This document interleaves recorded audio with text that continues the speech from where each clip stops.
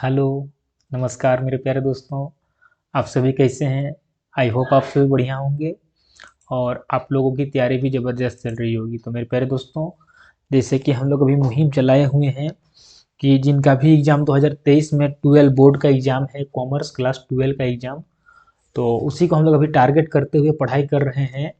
और मेरा दावा है कि जितने भी मेरे रेगुलर व्यूअर्स हैं, जो मुझे रेगुलर देख रहे हैं, उनका अकाउंटेंसी में मैं 90% से अबव दिलाऊंगा।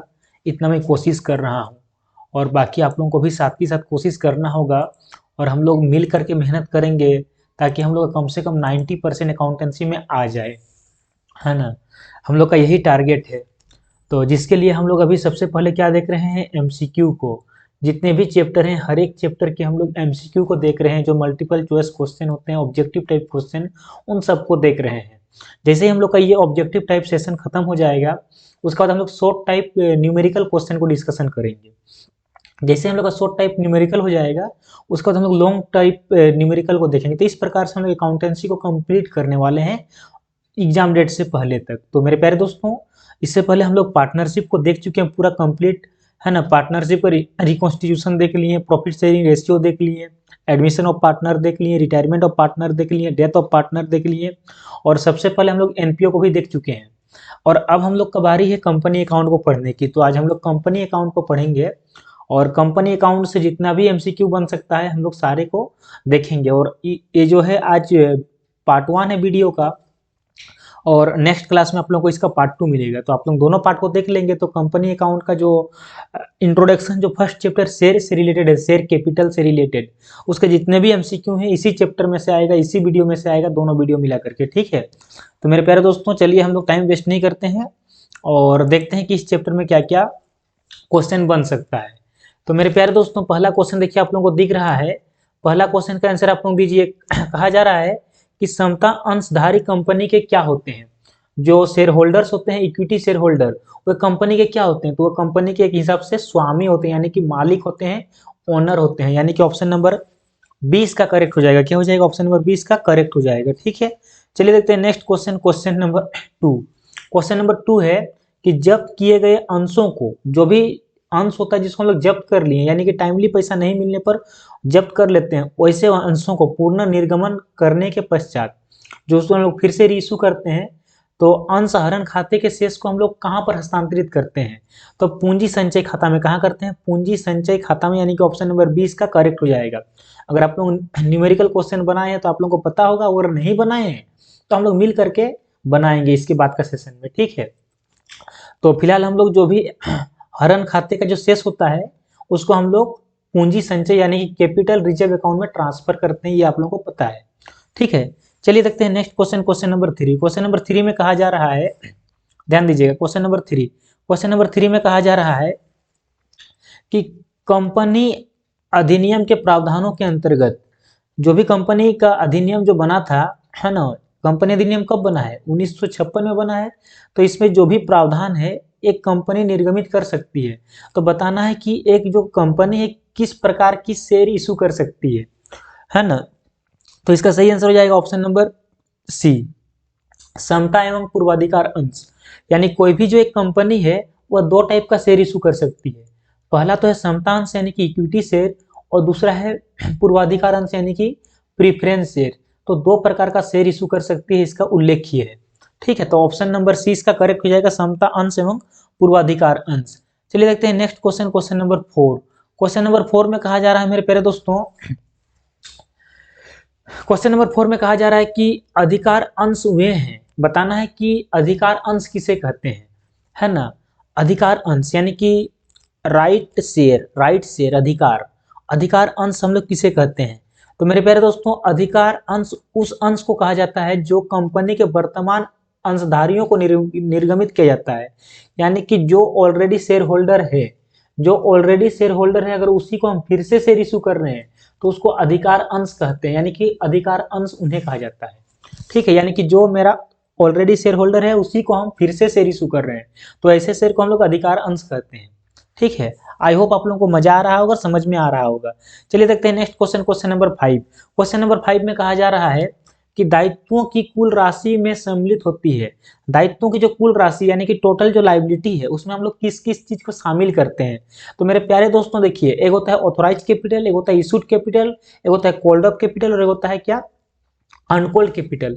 आप लोग इन सबको पढ़े होंगे, और अगर नहीं पढ़े तो घबराइए मत, मैं इन सब चीजों को पढ़ाऊंगा, एक एक टर्मिनोलॉजी से आप लोगों को अवगत कराऊंगा, लेकिन समय आने पर। अभी हम लोग का सेशन एमसीक्यू का है, इसलिए एमसीक्यू डिस्कशन कर रहे हैं, और बाद में जब हम लोग इसमें न्यूमेरिकल पढ़ेंगे तो हम लोग न्यूमेरिकल पर चर्चा करेंगे।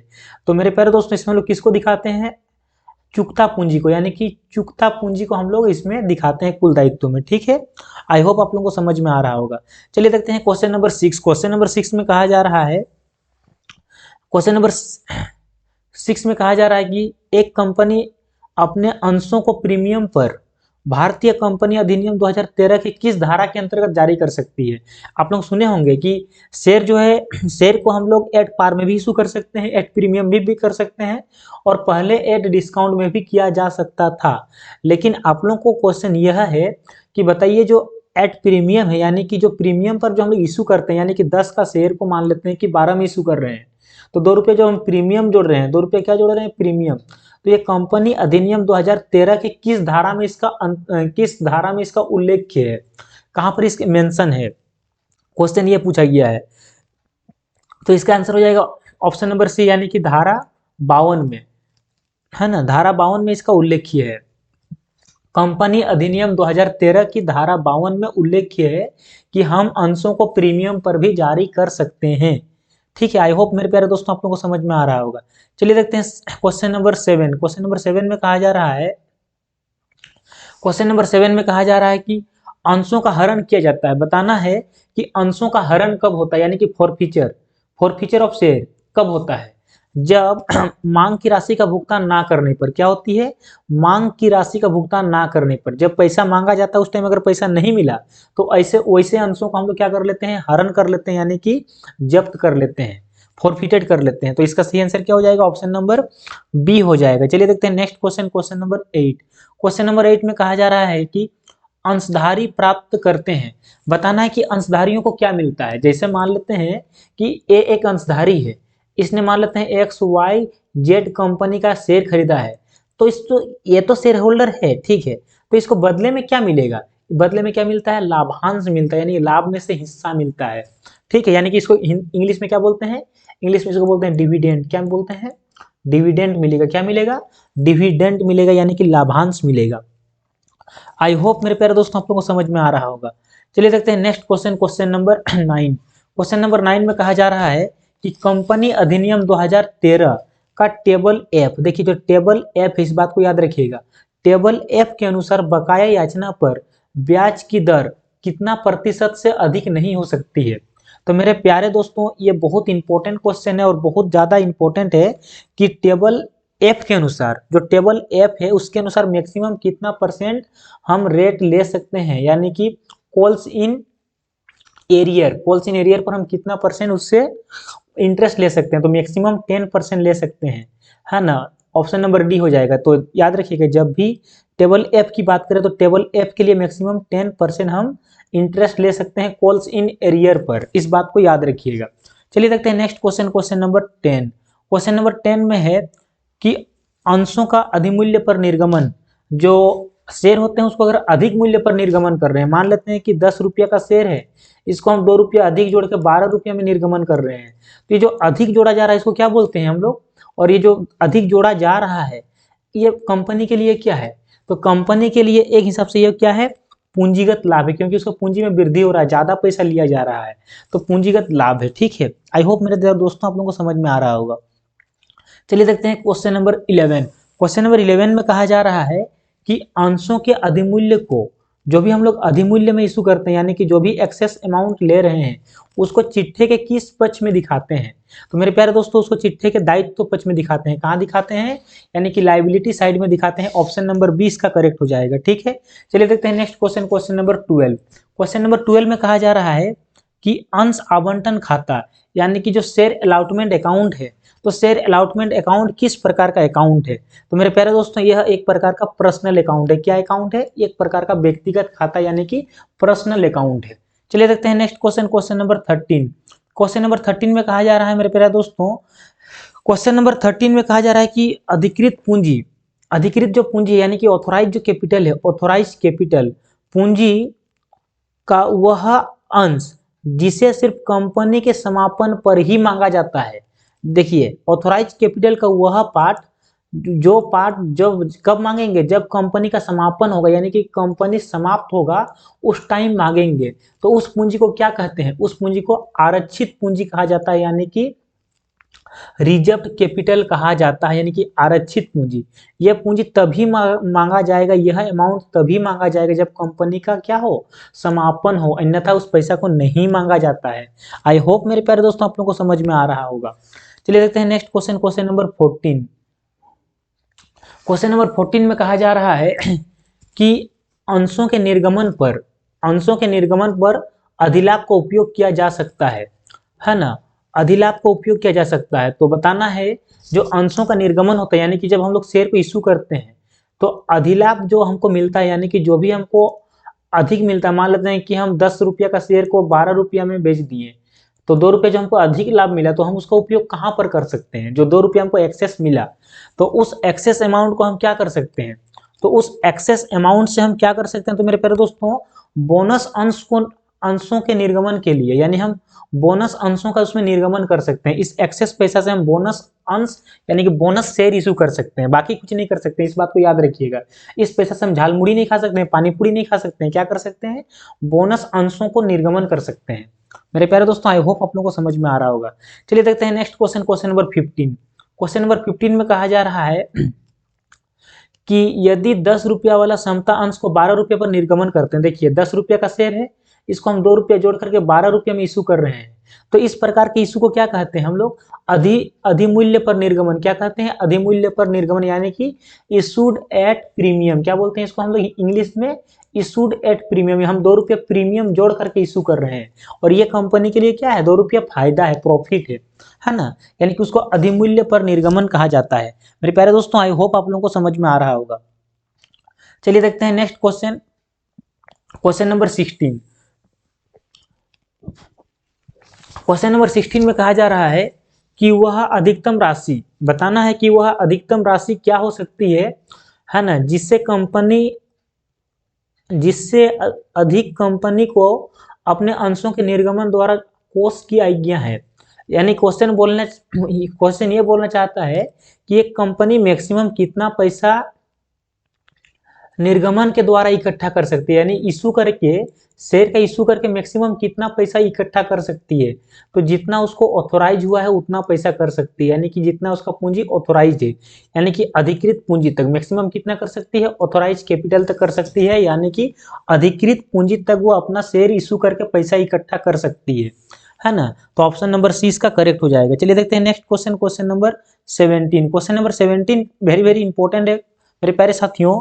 देखिए क्या कहा जा रहा है, बताना है आप लोगों को कि टेबल एफ के अनुसार, मेरे प्यारे दोस्तों टेबल एफ के अनुसार अग्रिम याचना पर ब्याज की अधिकतम दर कितनी हो सकती है।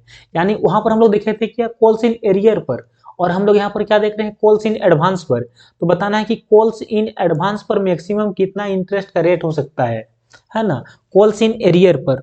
मेरे प्यारे दोस्तों हम लोग कॉल्स इन एरियर पर देखे थे अभी ना, तो कॉल्स इन एरियर पर मैक्सिमम कितना था? 10% था। जबकि यहाँ पर बात हो रहा है कॉल्स इन एडवांस का, तो मैक्सिमम कितना परसेंट हो सकता है? तो मैक्सिमम 8% वार्षिक दर हो सकता है। यानी कि ऑप्शन नंबर देखिए ए और बी में सेम हो गया है, तो कोई एक को टिक मारिए, ठीक है, पहला कोई टिक मार दीजिए, 8% वार्षिक दर, ठीक है। मेरे प्यारे दोस्तों चलिए देखते हैं next question, question number 18। Question number 18 में कहा जा रहा है मेरे प्यारे दोस्तों कि कंपनी अधिनियम के अनुसार, बताना है आपको कंपनी अधिनियम के अनुसार केवल अधिमान अंश मतलब समझ रहे हैं ना, अधिमान अंश जो में शोध्य हो, किसमें शोध्य हो बताना है, जारी किया जा सकता है। तो मेरे प्यारे दोस्तों अधिमान अंश हम लोग तभी जारी कर सकते हैं जो 20 साल के अंदर शोधनीय हो। कैसा हो? 20 साल के अंदर, मैक्सिमम ड्यूरेशन इसका 20 साल। अगर 20 साल के बाद का है तो हम लोग उसको अधिमान अंश जारी नहीं कर सकते हैं। यानी अधिमान अंश जो कितना दिन के लिए? 20 साल में शोध्य हो, ठीक है। इस बात को याद रखिएगा कि अधिमान अंशों को मैक्सिमम हम लोग 20 साल के लिए इशू कर सकते हैं। 20 साल के अंदर अंदर आपको उसका शोधन करना होगा, अन्यथा वो अधिमान अंश नहीं कहलाएगा। अधिमान अंश का मैक्सिमम टाइम पीरियड है शोधन करने का 20 साल। इस बात को याद रखिएगा। चलिए देखते हैं नेक्स्ट क्वेश्चन, क्वेश्चन नंबर 19। आज का सेकेंड लास्ट क्वेश्चन और 20 हम लोगों का लास्ट क्वेश्चन, ठीक है मेरे प्यारे दोस्तों। चलिए क्वेश्चन नंबर 19 में क्या कहा जा रहा है देखते हैं। क्वेश्चन नंबर 19 में कहा जा रहा है कि बताना है आपको इनमें से कंपनी की पंजीकृत पूंजी कौन सी है। बताना है कि रजिस्टर कैपिटल कौन सा है। तो मेरे प्यारे दोस्तों रजिस्टर देखिए, या तो आप रजिस्टर्ड कैपिटल बोलिए, रजिस्टर्ड कैपिटल या फिर ऑथोराइज कैपिटल, दोनों का मतलब क्या होता है, दोनों का मतलब सेम होता है। यानी कि अधिकृत पूंजी बोलिए या फिर उसको पंजीकृत पूंजी बोलिए, दोनों क्या होता है, दोनों का दोनों सेम होता है। यानी कि पंजीकृत पूंजी को ही अधिकृत पूंजी कहा जाता है या फिर अधिकृत पूंजी को ही पंजीकृत पूंजी कहा जाता है। इस बात को याद रखिएगा मेरे प्यारे दोस्तों। चलिए देखते हैं आज का लास्ट क्वेश्चन, और गलती से इसका आंसर भी दे दिया गया है पर कोई बात नहीं।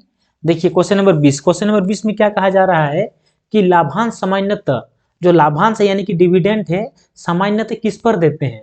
तो जो लाभांश है डिविडेंड है सामान्यतः प्रदत्त पूंजी पर दिया जाता है। किस पर दिया जाता है, प्रदत्त पूंजी पर दिया जाता है। इस बात को याद रखिएगा। तो मेरे प्यारे दोस्तों आज हम लोग पार्ट 1 देखें जिसमें हम लोग 20 क्वेश्चन को देखें। अब आप लोगों को कल इसका पार्ट 2 मिलेगा, लगभग उसमें भी हम लोग 25 क्वेश्चन को देखेंगे। तो इस प्रकार से लगभग हम लोग अगर 45 क्वेश्चन को इस चैप्टर से कर लेते हैं तो इस चैप्टर में इससे बाहर क्वेश्चन नहीं आएगा, है ना मेरे प्यारे दोस्तों। तो मेरे प्यारे दोस्तों आप लोगों को जितना भी वीडियो मिल रहा है आप लोग हर एक वीडियो को देखिए और इन वीडियो को मैक्सिमम शेयर कीजिए। झारखंड का कोना कोना तक पहुंचाइए, हर एक बच्चा तक पहुंचाइए। मैं आप लोगों के लिए दिन रात मेहनत कर रहा हूं। आप लोगों का अकाउंटेंसी में 90% से अबव दिलाने का वादा कर रहा हूं ओपन प्लेटफॉर्म में, और मैं करके दिखाऊंगा। बस आप लोग साथ दीजिए, मैक्सिमम वीडियो को शेयर कीजिए, वायरल कीजिए और आप लोग नोट्स बनाइए और जो भी मैं पढ़ा रहा हूं उसको पढ़िए और बार बार रिवीजन कीजिए। कोई डाउट होगा तो कमेंट बॉक्स में कमेंट कीजिए। आप लोग दोस्तों कमेंट नहीं करते, कमेंट जरूर कीजिए। मैं आप लोगों का एक एक करके कमेंट का रिप्लाई करूंगा, ठीक है। जैसा भी लगा वीडियो, अच्छा लगा, जैसा लगा, आप लोग कमेंट बॉक्स में अपना राय जरूर दीजिए। और भी अगर कुछ चाहिए तो आप लोग कमेंट बॉक्स में अपना सुझाव दे सकते हैं, अपना सुझाव रख सकते हैं। मैं आप लोगों का सुझाव को स्वीकार करूंगा मेरे प्यारे दोस्तों। तो आप लोगों को अगर अच्छा लग, अब तो लगा ही गया होगा, जब अंत तक देख लें तो अच्छा लगा ही होगा। वीडियो को फटाफट लाइक कर दीजिए, शेयर कर दीजिए, सब्सक्राइब कीजिए। आप लोग हंसते रहिए, मुस्कुराते रहिए, खेलते रहिए, पढ़ते रहिए, आगे बढ़ते रहिए। मिलते हैं नेक्स्ट वीडियो में। All the best.